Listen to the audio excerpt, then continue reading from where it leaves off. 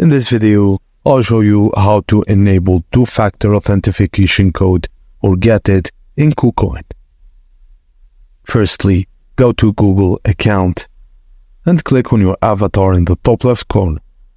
Select security from the menu and find the Google verification or two-step verification section.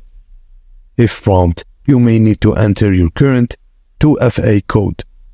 Follow the instructions to connect your KuCoin account with Google Authenticator. Be aware that some services may temporarily disable certain features for 24 hours for security reasons.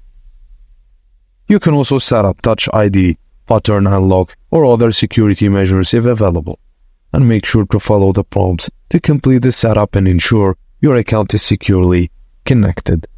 And that's it, guys. Thank you for watching, and please don't forget to like and subscribe for more.